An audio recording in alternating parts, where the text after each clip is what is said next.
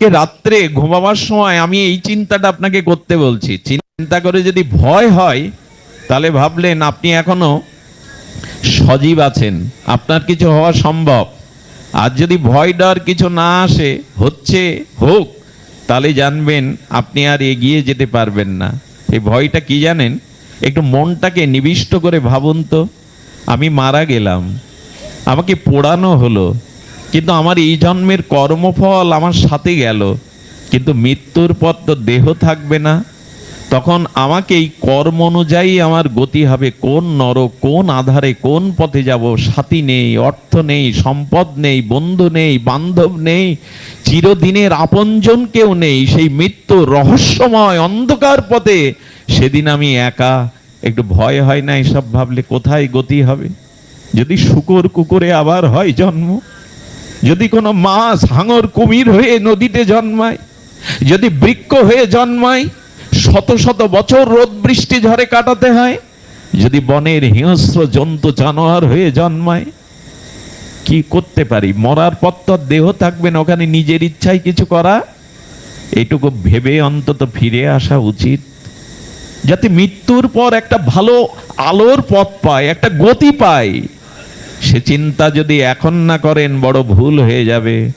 মৃত্যুর সময় যে চিন্তা করতে করতে আমরা দেহ ত্যাগ করি, আমাদের গতি তাই হবে।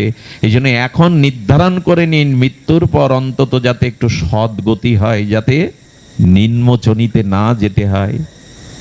আরে কোথাও যাবেন বলে আপনাকে কত কি প্রস্তুতি নিতে হয়।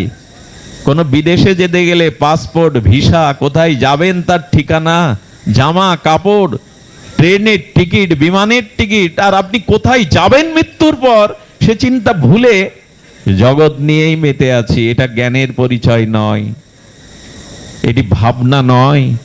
মৃত্যুর পরে যাতে একটা সদ্গতি হয় সেই চিন্তাটা, ভাবনাটা এখন থেকেই করা উচিত। প্রভু, যেন আর পতিত না হই, আর যেন স্খলন না হয় আমার, আমি যেন একটা পথ পাই। গোবিন্দ বলেছেন, এ জন্মে যারা প্রতিকূলতার মধ্যেও আমার ভজন সাধন করে, অর্জুন তাদের বলে দাও তাদের বিনাশ হবে না।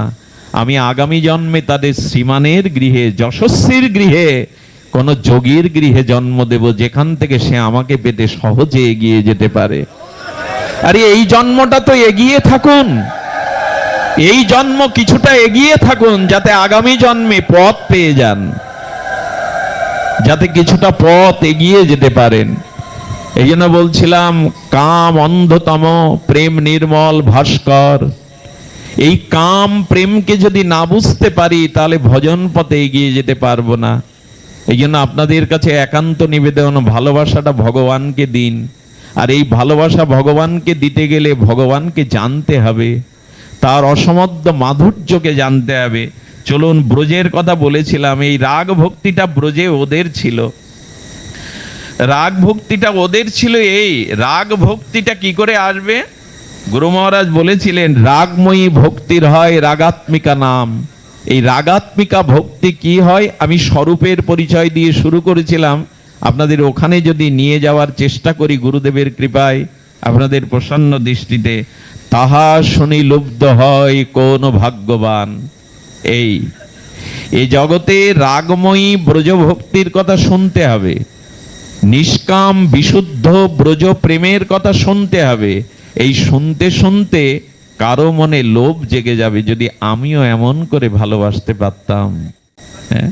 তাহা শুনি লুব্ধ হয় কোন ভাগ্যবান। এই কথা শুনতে শুনতে কারো মনে যদি কিঞ্চিত লোভের সঞ্চার হয়, আমিও যদি তোমাকে এমনি করে ভালোবাসতে পারতাম।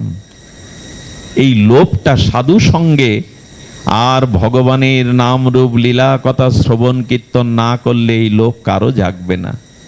ডক্টর মহানম্রত ব্রহ্মচারী বলেছিলেন, মিষ্টির দোকানে কাছের সুন্দর আলমারির মধ্যে পরিপাটি করে মিষ্টিগুলো সাজানো থাকে।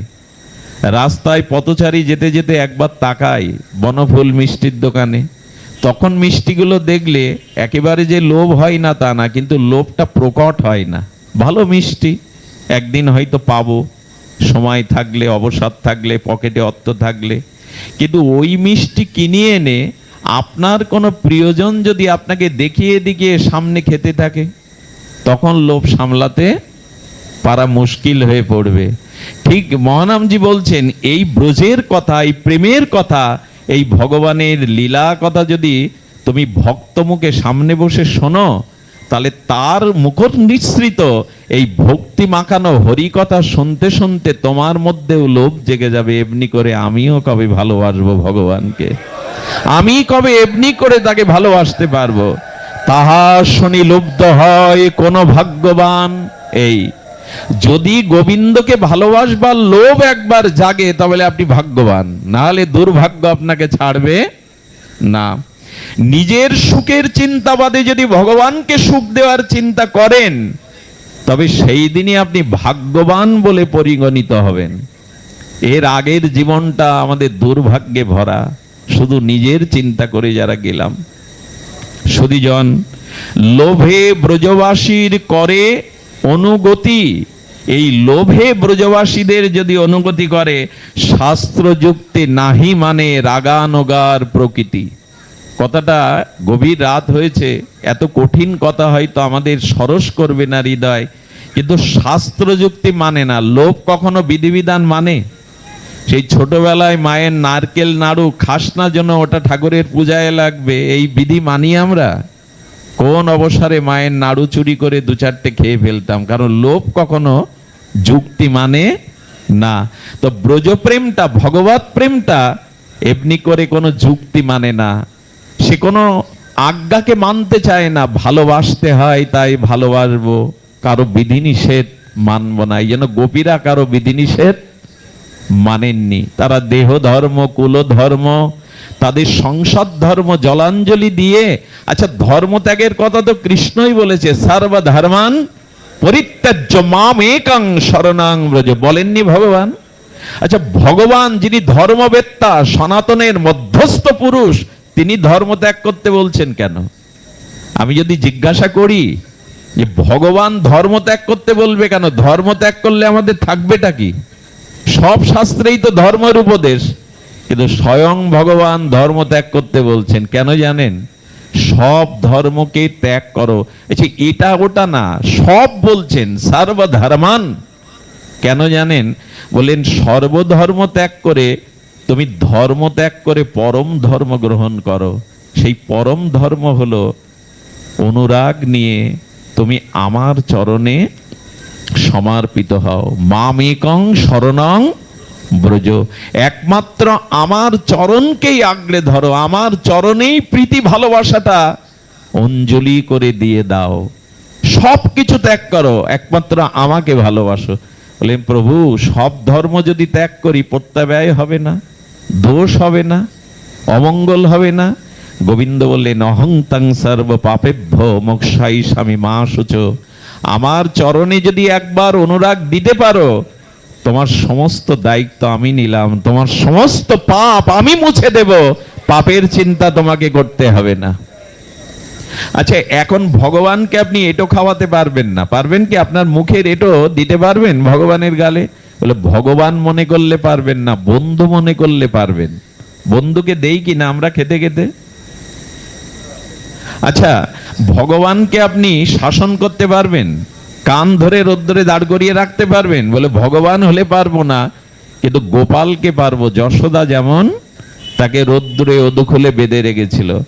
আমি বোঝাতে চাচ্ছি, আমার বলবার অভিপ্রায় হলো ভগবানকে ভগবান জ্ঞানে না, ভগবানকে সখা প্রিয় জ্ঞানে, সন্তান জ্ঞানে এই ব্রজের ভালোবাসাটা তাকে দিন, তাকে নিজের করে ভালোবাসুন। ভালোবাসাটা দূর হয়ে যাবে যদি তাকে শুধু ভগবান মনে করেন। আর ভগবান মনে করলে কি হবে জানেন?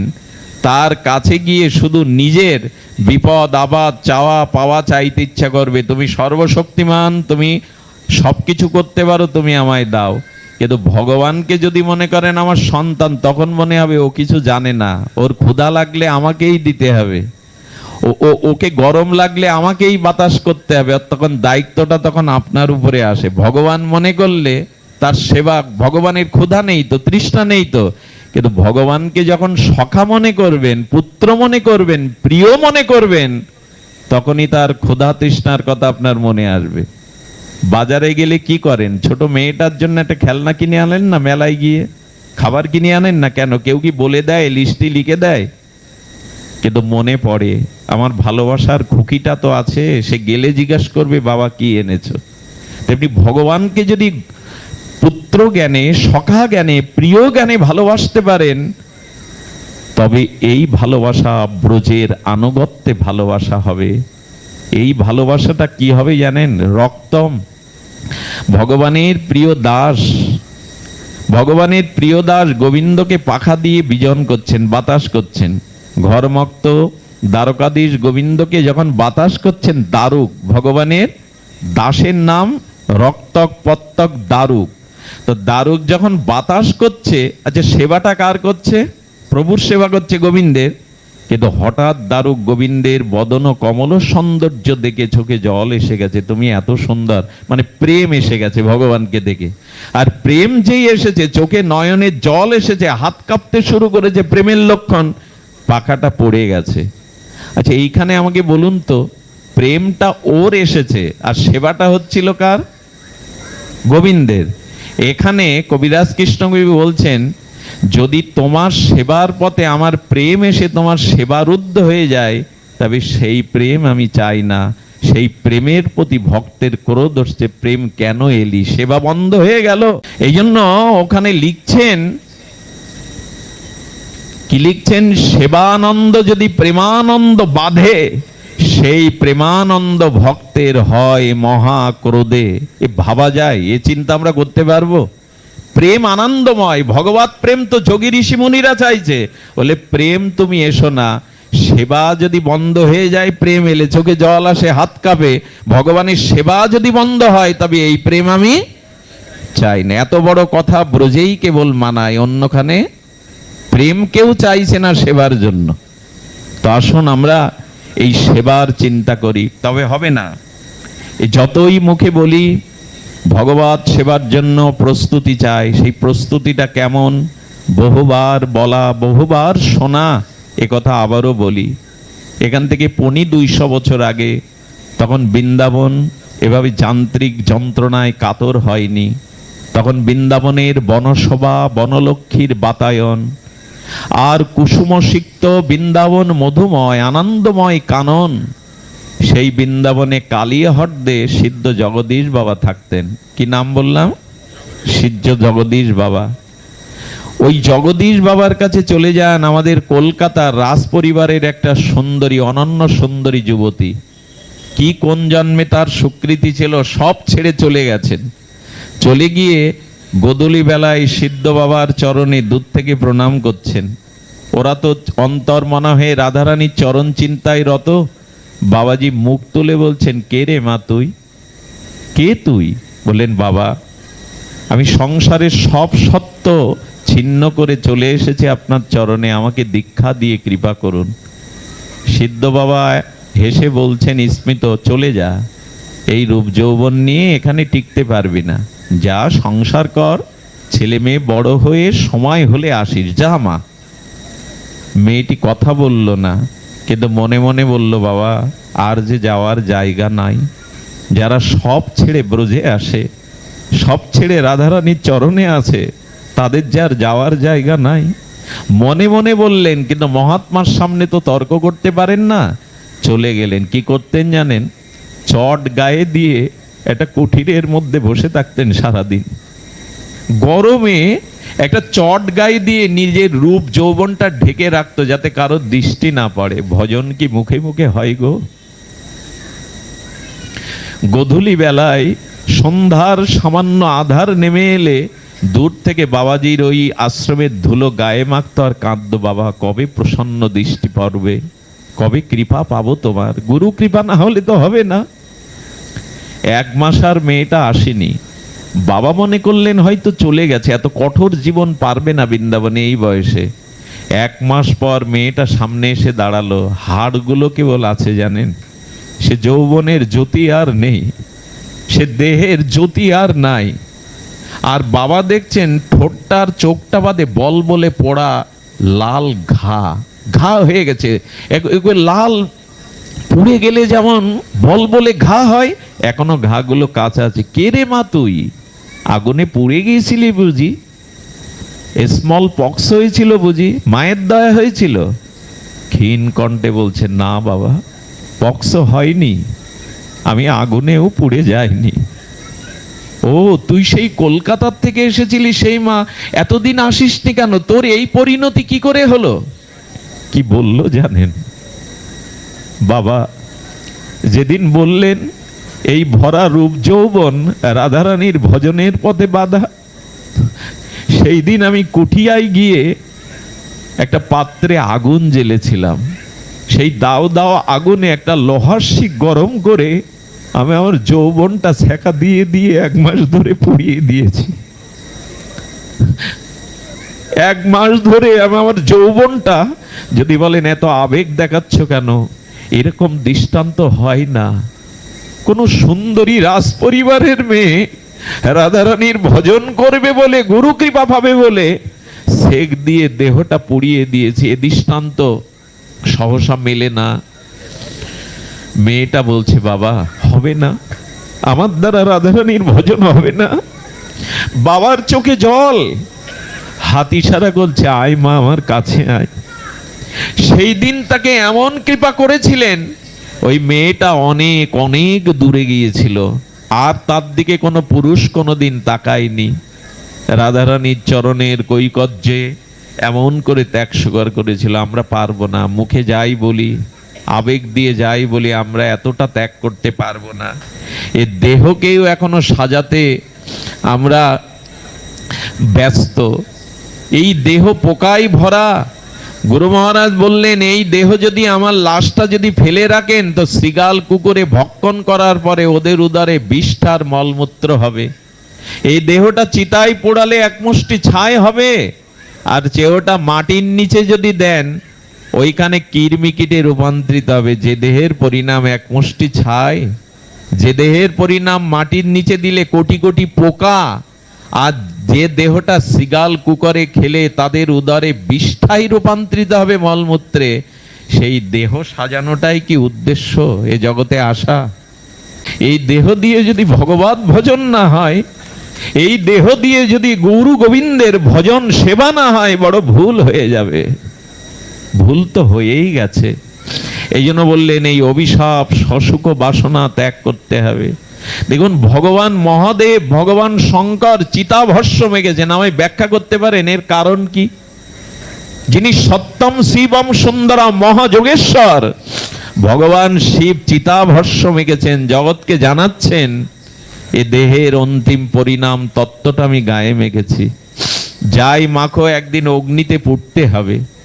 এই মানুষ এত নিষ্ঠুর, চিতাতে পিতামাতার মাথাটা ফাটতে চায় না। দেখবেন আগুনে মাথা ফাটতে চায় না, যখন বাঁশ দিয়ে মাথাটা ফাটানো হয়। মাথা না পুড়লে তো অস্থি পাওয়া যাবে না, শবদাহ ক্রিয়া শেষ হবে না। এই জন্য প্রিয়জনকে দিয়ে মাথাটাও ফাটানো হয়। কোথায় দরদ দেখাচ্ছেন, কাদের নিয়ে পড়ে আছেন সারা জীবন? এদের প্রতি দায়িত্ব পালন করুন, কিন্তু ভালোবাসাটা ভগবানকে দিন, বড় ভুল হয়ে যাবে। এই সংসারের বাস্তবতা আমরা বুঝতে পারিনি। আপনাদের এই ফরিদপুরে, এই বৃহত্তম ফরিদপুরে এক ডাক্তার ছিলেন। ডাক্তারদের অনেক পরীক্ষা দিতে হয় জানেন। ডাক্তারি পাশ করার পরে প্রফেসর স্যারের সাথে গিয়ে শবচ্ছেদ ঘরে যেতে হয়। শবচ্ছেদ মানে লাশ কাটা ঘরে। লাশ কাটা ঘরে গিয়ে প্রফেসর বলছে, ছুরি নাও। প্রায় 200 বছর আগের ঘটনা। সেই ছুরিটা হাতে নিয়ে, তখন এত এয়ার কন্ডিশন রুম টুম ছিল না, ওই আবছা আলোর মধ্যে এক যুবকের লাশ কাটতে বলছে। কোথায় কিডনি, কোথায় হার্ট। যেই লাশটাতে ছুরি চালিয়েছে, কি বলবো, বহুদিনের পচাগলা লাশ থেকে বিকট গন্ধ আর কোটি কোটি পোকা ওনার সামনে। ওই যেই চিরেছে, পোকা বেরিয়েছে। সঙ্গে সঙ্গে ভাবছে, একটা যুবকের দেহের পরিণতি এই। আর এই দেহটা শুধু কামনা বাসনায় আমরা শেষ করলাম। হাত থেকে ছুরি পড়ে গেল। প্রফেসরকে প্রণাম করে ওই দিনই বৃন্দাবনের উদ্দেশ্যে চলে গেলেন। সিদ্ধ মনোহর দাস বাবাজির চরণে গিয়ে বললেন, আমাকে এই দেহ মুক্তির উপায় বলুন। এ দেহকে আমি জেনেছি। পরবর্তীতে তিনি একজন আচার্য সন্ন্যাসী হন। ডাক্তারি বিদ্যা তার ছিল, কিন্তু পরম বিদ্যা পেয়েছিলেন, ত্যাগের বিদ্যা। এই জড় দেহের পরিণতি, মাঝে মাঝে মিনি হাসপাতালে যাবেন, 250 বেড কি 500 বেডের হাসপাতালে গিয়ে ওই যন্ত্রণা কাতর দুর্গন্ধগুলো দেখবেন, তখন মনে পড়বে এই শরীর ভোগের বস্তু নয়, এই প্রপঞ্চময় শরীর একটা ছোট নরক। সেখানে গেলে বুঝবেন যে এই শরীরের পরিণতি কি। এই জন্য শরীরকে সাজাতে গিয়ে, শরীরের আবেশ আসতে গিয়েই তো ভজন হলো না, কৃষ্ণ সেবা হলো না, ভগবত সেবা হলো না। এই দেহাবেশ যতদিন আছে ততদিন ভগবানে আবেশ আসবে না, লিখে নিন। যতদিন এই দেহের আবেশ আছে ততদিন আত্মায় আবেশ যাবে না। আসলে সংসার বলতে কিন্তু 10টা বাড়ি 10টা গাড়ি না, সংসার বলতে কিন্তু স্ত্রী পুত্র টাকা পয়সা না, সংসার বলতেই দেহ বা দেহের ভোগ। আচ্ছা, টাকা বাড়ি গাড়ি স্ত্রী পুত্র কার জন্য? দেহের জন্যই তো। এদের সাথে সম্পর্ক কিসের? দেহের জন্য। দেহ সুখের জন্য এত আয়োজন। এই জন্য দেহাবেশী হলো ভগবত আবেশের অন্তরায়। তবে এই আবেশ যেতে পারে। ছোট একটা ঘটনা বলেই পাঠ বিশ্রাম করি। এই পাঠ হয়তো এইভাবে 1 ঘন্টা, বা আমি দেরিতে পৌঁছেছি, এটা আমার নিজের অপারগতা, অপরাধ। এই পাঠগুলি দিনের পর দিন শুনতে শুনতে মনে হবে না, ভগবত ভজনই, ভগবানে অনুরাগই আমাদের জীবনের একমাত্র পুরুষার্থ, পঞ্চম পুরুষার্থ। এটাই প্রেম। এই বঙ্গদেশে একজন যুবক বিবাহ করলো, একটা সত্য ঘটনা শুনুন। আর এই বিবাহের পরে তার স্ত্রীর প্রতি কোনো কোনো পুরুষের প্রবল আসক্তি থাকে স্ত্রীর প্রতি। তার আসক্তি এমন যে 2 বছরে তার স্ত্রীকে সে বাপের বাড়ি যেতে দেয়নি, যেটাকে বলে কাম অন্ধ কামক পুরুষ। 2 বছর পরে ওই মেয়ের শ্বশুর বাপের বাড়ি থেকে লোক এসেছে যে ওনার বাবা মৃত্যু শয্যায়, শ্বাস উঠেছে, একবার মেয়েকে দেখবে। স্বামীকে হাত জোর করে বলছেন, একটা রাতের জন্য, একটা দিনের জন্য আমার বাবাকে দেখতে দাও, সে মারা গেলে আমি তোমায় ক্ষমা করতে পারবো না। তো তার চোখের জল দেখে বলল, যাও, কিন্তু কাল সকালে চলে আসতে হবে। কত বড় বিষয়ী আর দেহাবেশ এই কামক পুরুষ। স্ত্রীকে তখন পালকির ব্যবস্থা ছিল, পালকিতে পাঠাতে 1 কিলোমিটার চলে গেছে। কি বলবো, এই জ্ঞান অন্ধ কাম অন্ধ এই ব্যক্তি আবেশে ছুটে গিয়ে বলছে, পালকি ফেরাও, ওকে আমি যেতে দেব না। মেয়েটা ঘরে আসলো, ঘরে এসে দরজার হাঁক দিয়ে দিল, দিয়ে নিজের কাপড়টা উন্মুক্ত করে স্বামীকে বলছে, পশু পাষাণ্ড, দেখো আমার শরীরটাকে দেখো। আচ্ছা, এখন যদি আমার থেকে আত্মা চলে যায়, আমার এই শরীরের সব অংশ থাকবে, পারবে তো রাতটুকু আমার সাথে কাটাতে? ভালো করে দেখো। হে কামুক, হে পাষণ্ড, হে পশু, দেখো, আত্মা যদি চলে যায় এই দেহ থাকবে, আজ রাত্রে তুমি আমাকে জড়িয়ে ধরে থাকতে পারবে না। দেখো, ভালো করে দেখো। ওই একটা কথাই তার চেতনার দুয়ার খুলে গেল।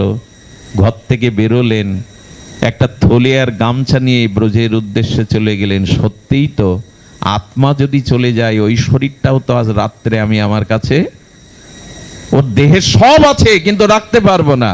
এই চেতনাই তাকে বৃন্দাবনের পথে তুলে দিয়েছিল। জানি না আমাদের কবে এই চিন্তা কাজ করবে। সংসার আছে, সংসার করতে হয় করুন, কিন্তু এতটা মজে গিয়ে এতটা আবেশ আনবেন না। সংসারে থেকেই ভগবানের প্রতি অনুরাগ দিন। এই অনুরাগ যদি কিছুটা দিতে পারেন, আবেশ দিতে পারেন, তবে জানলেন এই জন্মে অন্তত কিছুটা এগিয়ে থাকতে পারবেন। এই রাগ ভক্তির অর্থ হলো আমাদের পুরুষ অভিমান ত্যাগ করতে হবে। এই পুরুষ অভিমান যদি ত্যাগ করতে পারেন তবে ভজন। আচ্ছা, কামের সব থেকে প্রধান কারণটা শুনুন, লিখে নিন। আমি অনুরোধ করব, যারা এসেছেন লিখে নিন অন্তরে। কাগজ কলম তো এখানে সকলে আনে না, লিখে নিন। এই যে দুষ্পূরণীয় কামের সব থেকে বড় এই কামের মূল কারণ, মূলীভূত কারণ হলো নারী আর পুরুষ এই ভেদ দেখা। যখনই নারী এবং পুরুষ এই 2 তত্ত্ব এসে দাঁড়াবে, তখনই এই অভিশাপ এসে সামনে দাঁড়াবে। এই জন্য ব্রজের আনুগত্যে এই কথাটি আমাদের মস্তিষ্কে যেন আপনাদের সকলের হৃদয়ে যায়। এই জন্য আমাদের শাস্ত্রে বলছেন, এই নিবেদন ধরো, সখীর অনুগত করো। আমরা কৃষ্ণ দাস, কিন্তু আমাদের পরিচয় আমরা রাধারানীর দাসী। এই শব্দটা মহাপ্রভু দিতে এসেছিলেন মঞ্জরি ভাব সাধনা। শেষ 12 বছর মহাপ্রভু পর্যন্ত এই ভজনের আবেশে ছিলেন। রাধা রানীর ভাব ও কান্তি নিয়ে মহাপ্রভু শেষ 12 বছর গম্ভীরার মধ্যে এই ভাব। মহাপ্রভু যখন চেতনা ফেরে, মহাপ্রভু বলছেন, আমি রাধা কুণ্ডে রাধা মাধবের জলকেলি দেখছিলাম মঞ্জরি হয়ে, তোমরা কেন আমায় ডাকলে? তা মহাপ্রভু এই ভজনে ডুব দিয়েছিলেন। যখনই নারী পুরুষ এই ভেদ আসবে, তখনই আমাদের মধ্যে এই দুষ্পরণীয় মহা অভিশাপ কাম এসে দাঁড়াবে। এই জন্য শাস্ত্রে বলেছেন বারবার, আত্মনাম চিন্তায়ত তত্র তাসাং মধ্যে মনোরমাম রূপ যৌবন্য সম্পন্নম কিশোরীং প্রমাদাকৃতিম। রূপানুগ ভজনের জগৎ আচার্য রসাচার্য রূপ গোস্বামী বলেছেন, গুরুদেবের কাছ থেকে মাঝে মাঝে মঞ্জরি ভাব সাধনাটা নিয়ে নেবেন। এই মঞ্জরি ভাব সাধনার কীর্তন সারা জীবন গাইলাম, এই মনের অভিলাষ বিলাস কুঞ্জে দিয়বাস। সেই বিলাস কুঞ্জে রাধা মাধবের নিকুঞ্জ মন্দিরে ললিতা বিশাখা রূপমঞ্জরির আনুগত্যে ওই লীলা স্মরণ করতে থাকুন, ওই লীলা ভাবতে থাকুন। আপনারা যদি বলেন আমি পুরুষ, আমি গোপী অভিমান আনবো কি করে, মঞ্জরি অভিমান কি করবে, বলে এটা সম্ভব। আধুনিক চিকিৎসা বিজ্ঞানে হরমোন চেস করে 18 বছরের যুবককে যুবতী বানানো যায়, এটা সত্য কিনা? হরমোন চেস করে যুবককে যুবতী বানানো যায়। যদি ডাক্তারি মেডিকেল সায়েন্সে এরকম থাকে, তবে গুরুদেবের কৃপায় ওই গোপী আনুগত্যে সখী আনুগত্য ভাবতে ভাবতে এক সময় পুরুষ অভিমান ভোগ অভিমান আপনার চলে যেতে বাধ্য। আচ্ছা, প্রজাপতিটা কিসের থেকে হয়? শুয়োপোকাটা প্রজাপতি রূপ নেয়, মরে গিয়ে আর একটা প্রাণী হয় না। শুয়োপোকাটাই বিচিত্র প্রজাপতি হয়ে যায়। যদি একটা প্রাণী শুয়োপোকা থেকে বিচিত্র প্রজাপতি রূপ নিতে পারে, তবে আপনি রাধা রানীর সখী এই চিন্তা করতে করতে করতে করতে আপনার মধ্যে একদিন পুরুষ অভিমান দূর হয়ে যাবে। কারণ বৃন্দাবনে কেবল একজনই পুরুষ, গোবিন্দ, দ্বিতীয় কেউ পুরুষ নন। কারণ পুরুষ দেহ নিয়ে গোপী প্রেম ব্রজ প্রেম হওয়া সম্ভব নয়। এ অনেক উপরের কথা। আর এই পথে যেতে গেলে আপনাদের ছোট্ট করে অনুরোধ করে যাই, হরিনামটা বড় আদর করে ভালোবাসুন। হরিনামটা করতে করতে, হরিনাম জপ করতে করতে একদিন এই ব্রজ আবেশ আসবেই। এর মূল রাস্তাই হলো মহাপ্রভুর প্রদত্ত শ্রী হরিনাম। বহুদিন ধরে হরিনাম করতে করতে এই ভাবনার উদয় হবে, ব্রজ ভাবনার উদয় হবে। এই ভাবনা যদি একবার এসে যায়, আর আপনি হৃদয় থেকে এই অনুরাগের রং তুলতে পারবেন না, এর থেকে পিছিয়ে আসতে পারবেন না। তাই আপনাদের কাছে সর্বশেষ মিনতি অনুরোধ করে যায়, হরিনামটাকে ভালোবেসে আদর করে নিয়ে নিন। তবে হরিনাম হচ্ছে, কিন্তু আদর নেই হরিনামে। অপরাধ নেবেন না, হরিনাম এখন যত্র তত্র যেমন তেমন করে হচ্ছে, হরিনামকে এত সাধারণ ভাববেন না। আচ্ছা, হরিনামের পিতাকে, এদিকে তাকান, হরিনামের পিতাকে মহাপ্রভু। সংকীর্তনই পিতর, মহাপ্রভু হলো হরিনামের পিতা। তাহলে মহাপ্রভু পিতা হয়, হরিনাম হলো মহাপ্রভুর সন্তান। তো মহাপ্রভুর সন্তান যদি হরিনাম, তাকে লালন পালন করেছেন, তাকে যত্ন করেছেন, আপনাদের কাছে অনুরোধ করব, হরিনামকে খুব ক্ষুদ্র করে দেখবেন না। হরিনামের মহিমাকে গুরুত্ব আরোপ করুন। গুরুত্ব আর হয়েছে, আজকে কিছু মনে করবেন না। লিফলেট গুলো ছাপিয়ে যজ্ঞের দেখবেন খাম্বা অর্থাৎ বিদ্যুতের খুঁটিতে মেরে দেয়া হয়। আজকের এই লিফলেট গুলো দোকানদারকে দিলে অনেকেই চালে গুজে রাখে। এই লিফলেট গুলো ড্রেনে, লিফলেট গুলো ধুলিতে পড়ে আছে, যাতে গোবিন্দের ছবি আছে, রাধারানীর ছবি আছে। এতটা হালকা করে নিবেন না। আমার মতে সূচিপত্র প্রচার করুন, কিন্তু ছবিটা না দেওয়াই উচিত। আজকাল দেখবেন প্যান্ডেলে প্যান্ডেলে কি হচ্ছে, রাধা গোবিন্দের যুগল ছবিটা প্যান্ডেলে আঁকানো থাকে না কাপড়ে, ওই রোদ বৃষ্টি আমাদের পায়ের ধুলো গিয়ে উড়ে পড়ছে গোবিন্দের গায়ে। এত আবেগ ভালো না, এত আবেগ ভালো না। এই জন্য এইগুলি দিবেন না যেখানে আমাদের পায়ের ধুলো, রোদ বৃষ্টি। কারণ শ্রী ভগবান আত্মার অঙ্কিত বিগ্রহ বা তার অঙ্কিত কোন পট সাক্ষাৎ ভগবানের সমতুল্য। নামটাকে আমরা যত্র তত্র, এরপরে দেখবেন সরিষার টিনেও তো রাধা মাধবের ছবি, ধূপের প্যাকেটগুলোতে ছবি, এই অতি আবেগগুলো আমাদেরকে অপরাধী করে তুলছে। আর নাম যজ্ঞেরও দশা ওই, 11টা বাজছে তো আর কমিটিরও লোকজন নেই, তারা খিচুড়ি খেয়ে ঘুমাতে গেছে। একটা দিন যজ্ঞ, 2টো দিন, অথচ ওখানে ওই টাকা দিয়ে আনা দলগুলোই কীর্তন করে, ওইখানে এক রাত্রির জন্য কেউ রাত জেগে শুনতে চায় না। আমার একটা অনুরোধ আপনাদের কাছে, নামযজ্ঞ শুধু আসরে যেন না হয়, 24 প্রহার 56 প্রহার আসরে যেন না হয়, শুধু আসরে হোক, শুধু যেন আসরে না হয়। মহাপ্রভু বলেছিলেন ঘরে ঘরে হরিনাম হতে হবে। অতএব গৃহে তুমি কৃষ্ণ ভজ গিয়া, মহাপ্রভু দেখিয়ে দিচ্ছেন ঘরে কৃষ্ণ ভজ। 5-7 মিলে, স্ত্রী পুত্র মিলে করতাল ঝাঁঝর বাজিয়ে ঘরে ঘরে হরি নাম করো, ওখানে অমঙ্গল নাশ হবে, ওইখানেই ভগবত প্রীতি, ভগবত আশীর্বাদ ঝরবে। এখন আমরা আসরে নাম করি, গৃহে গৃহে হরি নাম প্রায়শ করি না আমরা। মহাপ্রভু এটা চাননি। শোনো শোনো নিত্যানন্দ, শোনো হরিদাস, সর্বত্র আমার আজ্ঞা করো হয়ে প্রকাশ। জীবের দ্বারে দ্বারে গিয়ে, কোথায় যেতে বলছেন? জীবের দ্বারে দ্বারে গিয়ে। আজ দ্বারে দ্বারে নাম নেই। 40,000 টাকা দিয়ে দল আনুন, আমার আপত্তি নেই, তাদের খোল করতাল আছে, তাদের লোকজন আছে, কিন্তু যদি মাসে 20,000 টাকা দিয়ে গ্রামের লোক একজন শুদ্ধ বৈষ্ণবকে প্রভাতে করতাল বাজিয়ে পুরো গ্রামটা নামের জন্য রাখতেন, তাহলে ভোরবেলা ওই মধুর হরিনাম আপনার কানে, আপনার ছেলে মেয়ের কানে যেয়ে তার দিনটা ভালো যেত, তার হৃদয়ে কৃষ্ণ নাম হতো। কিন্তু 20,000 টাকা দিয়ে নগর কীর্তনের একটা বৈষ্ণবকে রাখবো না, অথচ 50,000 টাকা দিয়ে 3 দিনে একটা দল এনে এখানেই নাম শেষ, ওটা আর কেউ ঘরে নিয়ে যায় না। মহাপ্রভু বললেন হরে কৃষ্ণ কৃষ্ণ কৃষ্ণ হরে হরে, হরে রাম রাম রাম হরে হরে। প্রভু কহে কহিলাম এই মহামন্ত্র, ইহা গিয়া জপসভা করিয়া নির্বন্ধ। জপ করি তো। আশ্চর্যতে একটা খবরের কাগজ সকালবেলা পড়তে কত সময় নেই আমরা, একটা জাতীয় পেপার, আঞ্চলিক পেপার অন্তত 8 ঘন্টা ধরে পড়ি, আর 4 মালা জপ করতে 20 মিনিট লাগে। কজন করি আমরা? পেপার পড়লেন ভালো কথা, কিন্তু কতক্ষণ 4 মালা জপ করতে 20 মিনিট লাগে। আমি মাদারীপুর বাসী, আশপাশ থেকে যারা এসেছেন শরীরজন, অনুরোধ করব নাম জপটা শুরু করুন। আর বাড়িতে বসে মায়েরা বাচ্চারা মিলে খোল করতাল ঝাঁঝর মৃদঙ্গ বাজিয়ে একটু হরিনাম করুন। সুর লাগবে না, রাগ রাগিনী লাগবে না, ভগবান ভাবের ঠাকুর, ভাব দিয়েই নাম গ্রহণ করবেন। আজ এইটুকুই থাক। আপনাদের কল্যাণ হোক, আপনাদের চিরমঙ্গল হোক।